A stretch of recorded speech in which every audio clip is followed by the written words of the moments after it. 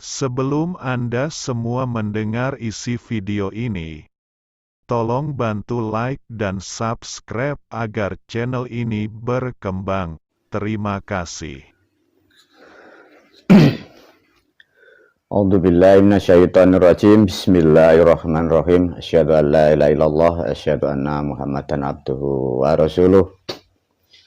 Selamat malam para murid santri, para pemirsa, sugeng rahayu semua.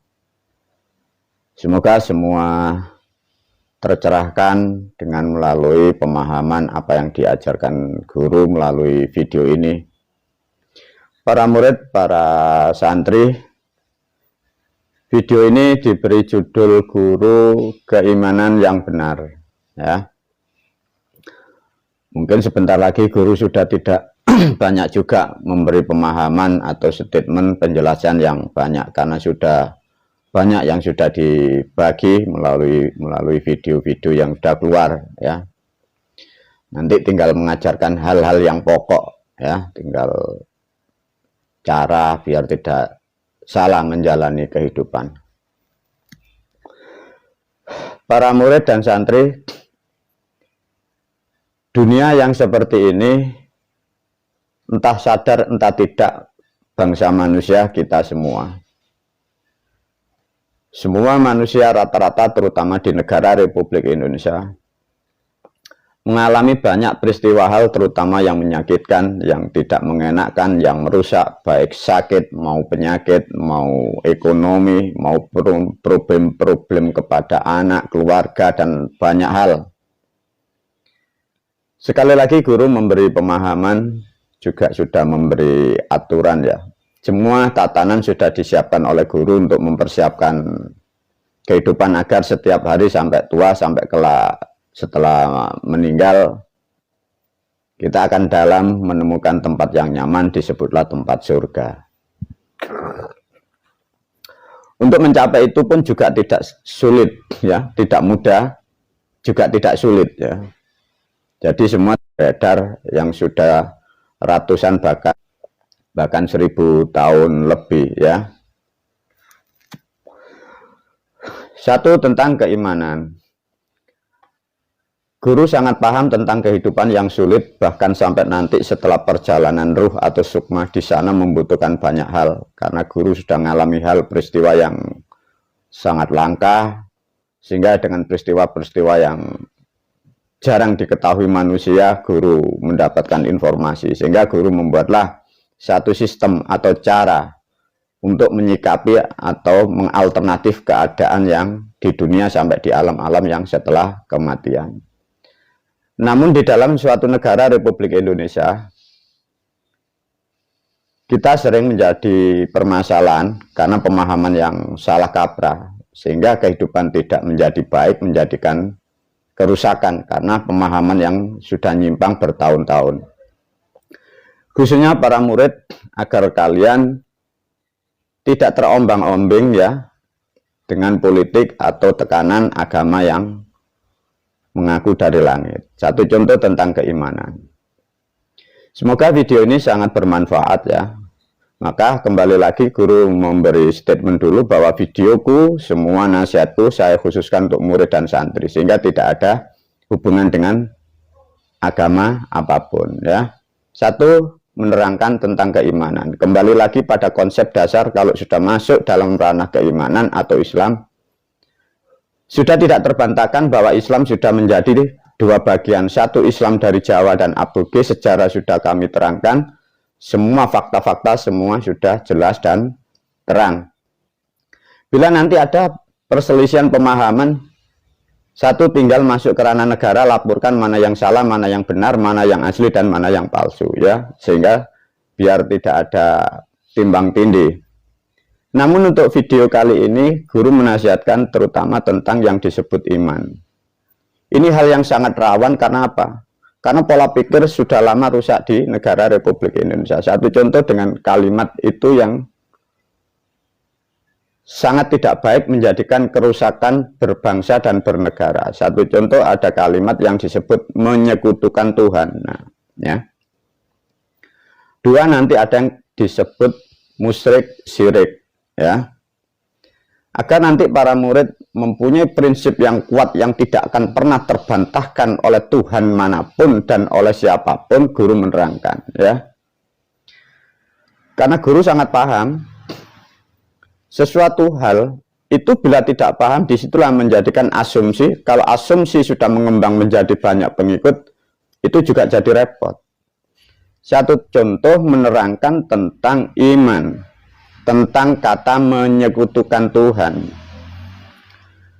Bila para murid sudah paham, sudah jelas, tatkala Anda para murid sudah aku syahadatkan dengan cara dan sistem guru memakai Islam dari Jawa, sudah tepat. Bahwa ada sesuatu yang disebut Allah dan memang Muhammad, sudah tepat. Namun untuk menyikapi politik, jangan sampai terkecoh, ya. Satu, manusia itu mempunyai imajinasi, mempunyai pola pikir masing-masing.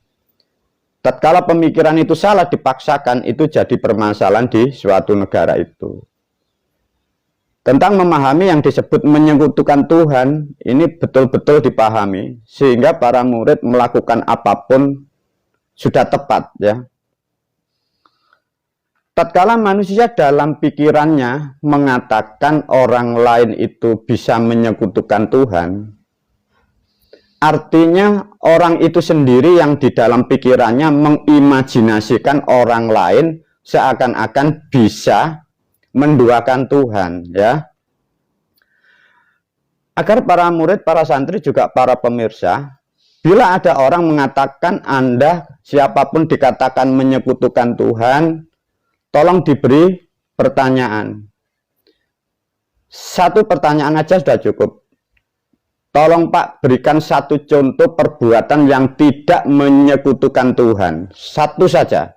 Sedangkan perbuatan itu yang dilakukan manusia jumlahnya jutaan. Beri pertanyaan satu. Perbuatan apa yang tidak menyekutukan Tuhan? Ya, itu biar orang-orang yang suka memfitnah orang, yang suka mengklaim dirinya paling benar, agar bisa menerangkan dengan tepat dan benar. Artinya begini para pemirsa, para murid. Tidak akan pernah ada Tuhan itu bisa disekutukan oleh makhluknya. Satu contoh. Tatkala manusia itu sudah mengerti, dari mengerti itu menghasilkan nilai percaya. Satu contoh, api. Api itu mempunyai sifat panas. Tatkala api itu sudah mempunyai sifat panas, manusia itu mengimani bahwa api itu sifatnya panas. Lantas manusia itu percaya ada bara. Dan manusia itu mengimani dan meyakini bahwa bara api itu juga panas. Apakah hal-hal itu disebut menyekutukan api? Nah, cara berpikirnya begitu. Ada lagi manusia percaya dengan sifatnya air yang mampu membersihkan. Sedangkan bayangan orang pertama yang disebut air adalah air yang di sungai.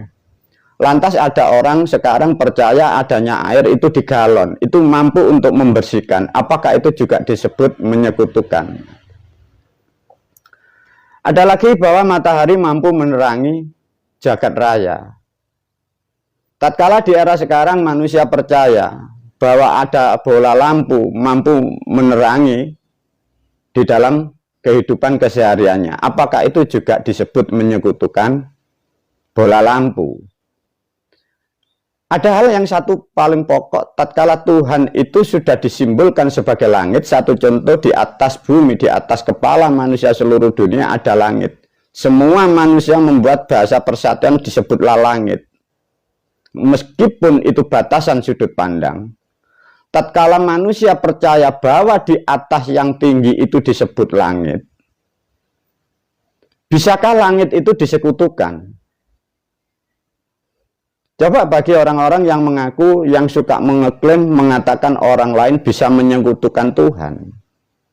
Satu contoh, ada manusia percaya dengan langit, dan memang langit itu satu di atas, meliputi dari segala apa yang ada di atas bumi. Lantas bagaimana manusia itu bisa menyekutukan langit? Hal-hal semacam inilah masyarakat yang dalam kebodohan mengeklaim dirinya paling benar, mengatakan orang lain itu salah. itu jadi permasalahan di suatu negara, terutama di negara Republik Indonesia. Semoga dengan memahami ini, para murid dan para santri, bila ada orang mengatakan kalian adalah menyekutukan Tuhan, sesungguhnya dialah sendiri, dia adalah yang bisa menyekutukan Tuhan. Tuhan bagaikan langit, tak akan pernah bisa diduakan dan tidak akan pernah disekutukan. Karena Tuhan adalah suatu bahasa. Karena bahasa tidak mampu dicerna sehingga manusia membuat statement-statement menjustis orang lain untuk disalahkan. Semoga dengan memahami bertauhid yang tepat, makanya manusia melakukan apapun itu pasti bersekutu. Coba kalian para pemirsa, para murid, tadi sudah diberi cara bertanya oleh guru. Tolong jelaskan, tolong berilah contoh satu perbuatan yang tidak menyekutukan Tuhan. Terus kalau tidak yang menyekutukan, contohnya nabi siapa, rasul siapa. Semua manusia itu menyekutukan. Karena apa? Manusia itu tidak bisa berdiri sendiri. Satu contoh, kalau kalian kita memakai sejarah atau cerita seorang nabi atau rasul. Manusia akan percaya dengan sesuatu itu yang bermanfaat. Tatkala bermanfaat dipakai, itu tidak bisa dikatakan menyekutukan Tuhan.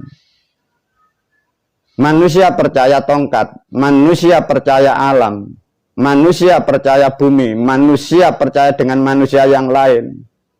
Itu tidak bisa disekutukan karena itu hal suatu alat yang dipakai manusia untuk kebutuhan. Semoga dengan memahami keterangan dari guru, para murid dan santri, sampai kapanpun kalian menjadi manusia yang tepat akan beriman dan bertauhid yang benar. Guru memberi nasihat ini karena apa? Di luaran banyak orang bodoh mengaku sok pandai sehingga kalian kadang masih terobsesi dengan bahasa-bahasa yang kalian tidak mengerti. Coba bagaimana bisa kalau di atas namakan agama bertauhid tidak menyekutukan Tuhan. Orang sholat aja percaya dengan air. Dengan air dia akan bisa berwudu. Dia memakai sarung, memakai alat penutup auratnya. Dia percaya dengan benda itu. Sholatnya akan diterima. Lantas kalau manusia kalian diajarkan dengan orang-orang hanya disuruh percaya hanya kepada Allah, lantas Allah itu yang dipercaya apanya? Sesungguhnya manusia di hidup yang nyata ini tidak akan pernah percaya dengan Tuhan. Manusia itu percaya dengan keadaan, percaya dengan ruang dan waktu. Ruang dan waktu di situ terisi oleh makhluk, makanya makhluk itu percaya dengan pengalamannya, percaya dengan alamnya. Percaya air, percaya api, percaya temannya, percaya musuhnya, percaya bendahnya. Itulah satu fakta bahwa di luaran sana guru selalu menasihatkan, hati-hati dengan orang-orang yang dalam kebodohan itu menjustis kalian, sehingga kalian dilarang melakukan hal-hal yang bermanfaat. Sedangkan dia dalam kebodohan, dia dalam kesesatan. Kembali lagi guru menetapkan satu kalimat, tidak akan pernah Tuhan bisa disekutukan makhluknya. Bila ada manusia mengatakan manusia itu menyekutukan Tuhan, dialah orang yang tersesat di dalam kehidupan memahami tentang ketuhanan. Semoga dengan pemahaman yang tepat ini, guru menyarankan, pahami benar dengan orang-orang yang tidak paham, agar kalian tidak terdogma oleh ajaran yang lagi berkembang di negara Republik Indonesia. Melalui video ini, saya akhiri sekian dulu, nanti dilanjut dengan video yang lain. Semoga bermanfaat. Assalamualaikum warahmatullahi wabarakatuh.